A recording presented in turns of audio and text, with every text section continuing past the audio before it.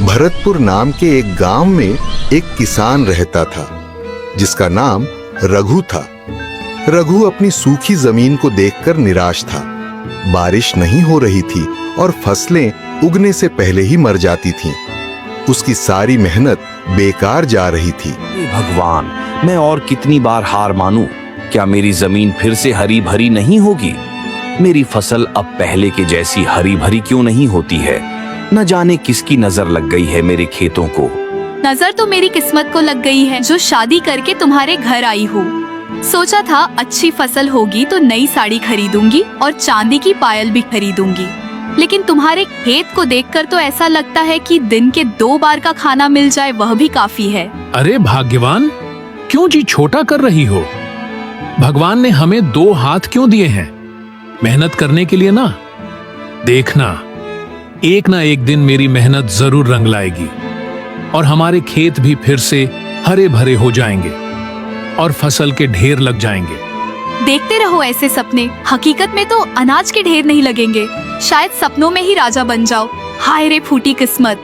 रात का समय हो गया था और रघु खेत में उदास होकर बैठा था। तभी एक बूढ़ा साधु उसके पास आता है। साधु को प्यास लगी होती है। वह रघु के पास आता है और पीने के लिए पानी मांगता है। बेटे, क्या पीने के लिए थोड़ा पानी मिल सकता है? बड़ी प्यास लगी है। आइए महाराज, कुएं में पानी तो बहुत है, लेकिन शायद अनाज मिल भी पाएगा या नहीं। लीजिए, पानी पीजिए। बहुत ज्यादा प्यास लगने की वजह से साधु पानी पी लेते हैं। थोड़ी देर बाद साधु रघु से पूछते हैं, बेटा, क्यों इतनी उदासी? क्या तुम अपनी जमीन को सोने जैसा फलता फूलता देखना चाहते हो? तो लो ये नक्शा। रघु के मन में डर और उत्सुकता का मिश्रण था, लेकिन उसने फैसला किया कि वह इस चुनौती को स्वीकार करेगा। रघु ने अपनी यात्रा शुरू की। जंगल में खतरों का सामना करते हुए उसकी हिम्मत बार बार टूटने को हुई, लेकिन वह हर मुश्किल से लड़ा। रघु एक नदी पार करने की कोशिश करता है। तभी एक भालू उसके सामने आ जाता है। तुम कौन हो और यहाँ क्यों आए हो? मैं अपनी जमीन को बचाने के लिए स्वर्ण बीज की खोज में हूँ। मुझे रोकना मत। रघु का साहस देखकर भालू ने उसे जाने दिया। यह उसका पहला इम्तिहान था। रघु एक चमकती हुई गुफा में प्रवेश करता है।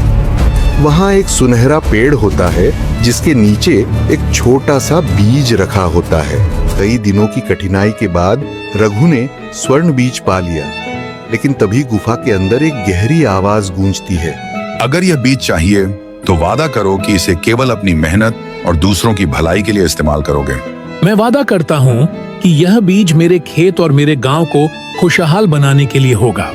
थोड़ी देर बाद आवाज गायब हो जाती है।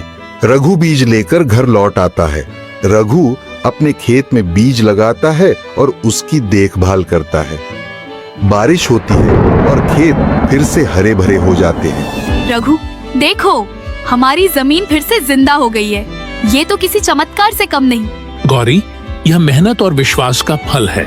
रघु की मेहनत और साहस ने उसका जीवन बदल दिया। उसने न केवल अपने खेत को हरा भरा किया, बल्कि पूरे गांव को बीज देकर सभी को खुशहाल बनाया। रघु की यह कहानी बताती है कि सच्चा चमत्कार हमारी मेहनत और विश्वास में छुपा होता है।